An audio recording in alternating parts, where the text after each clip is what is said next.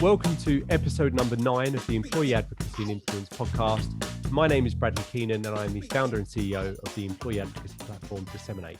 And in today's episode, we are going to be talking about creating a social media policy. When DSMN8 first started selling its product, we would often hear people say to us that they had a social media policy document. And that policy was pretty simple back then. It was really, you're not allowed to share content on social media. And while some companies were encouraging their employees to be more active on social back then, most people were just saying, quite simply, they don't want people doing it.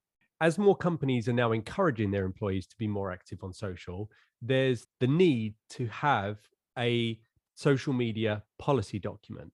And really, the reason why that's so important is that it's not about creating some 45-page document that talks about all the rules and ways to not share on social, but it's there really to empower people and to give them a framework that they can use. So when they share on social, they do it in a way that not only works for the individual, but also protects the brand and the brand reputation of the company.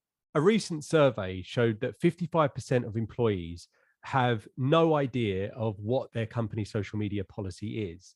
And 52% of people say that social media guidelines are not part of their employee onboarding experience. So you can see why there is some confusion around what is allowed and isn't allowed in most organizations. Now, if you're launching an employee advocacy program, one of the big challenges that you need to tackle head on is moving people from this state of mind that they will be sacked if they share content on social media to moving them to actually, this is a behavior that we want to recognize and potentially even reward. So what I wanted to do in this podcast was just address a few of the key things that definitely need to go into a social media policy document. And what I'll also do in the footnotes of the show, I'll even put some examples of companies that have created their own social media policies so you can use them as inspiration. And we'll also include a template that we've created at a guideline. So as well as this podcast, you can also use that template to start to create your own social media policy document. So here are just 5 examples of things that you should really consider including in your social media policy document. So let's start with the considerations around confidentiality.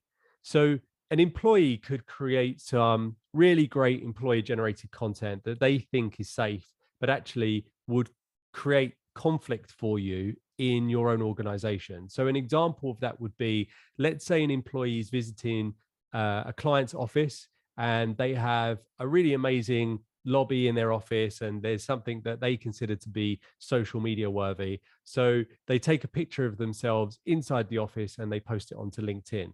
Now, that might be innocent from their perspective, but it could highlight a relationship between your company and the client and could actually cause quite serious legal troubles that's been posted.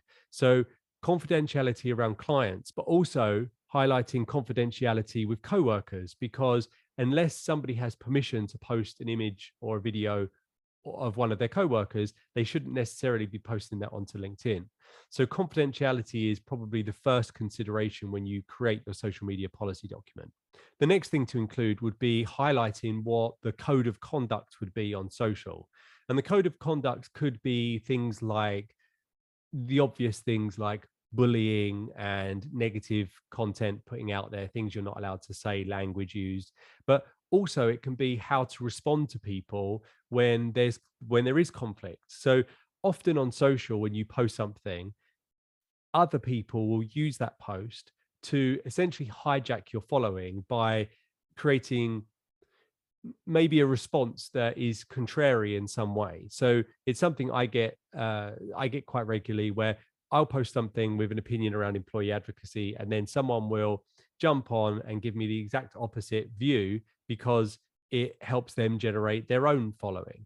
And it's sometimes tempting to enter into a battle with them, but really you have to have some guidelines around taking a step back and just accepting that some people will disagree and not entering into conflict, because everything on social can be screenshotted and saved.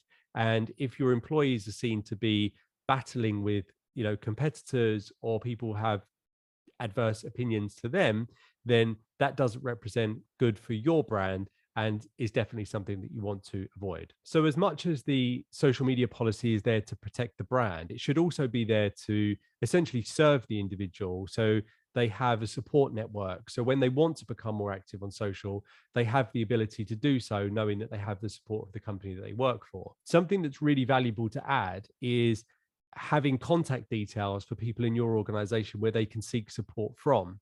And that might be something as simple as training documents. It could be links to external videos where there's, best practices that they can watch, but it could just be contact details for the social media team. So should there be any issues from their content posting, that they're able to seek support in a timely manner.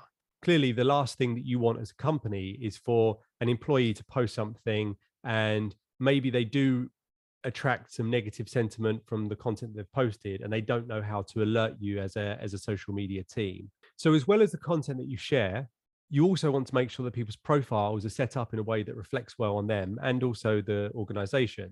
So having a checklist for success for their profiles would be hugely helpful.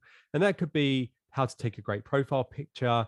You may also have a standardized company header that people use for LinkedIn, but giving someone that checklist to go through so they know that when they post content, that their profile is essentially doing a good job for them. So naturally, some people may be really new to social and there may be questions that many people are going to have. Creating some kind of FAQ section in your policy document will allow you to preempt those questions and essentially reduce the impact on your team where people are going to be coming to you asking the same question over and over again.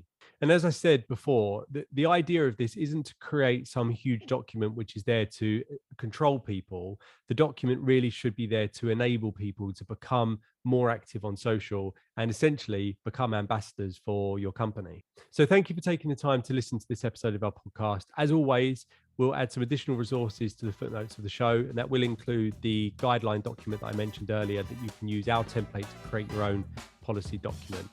But contact details for me will also be available in the footnotes of the show.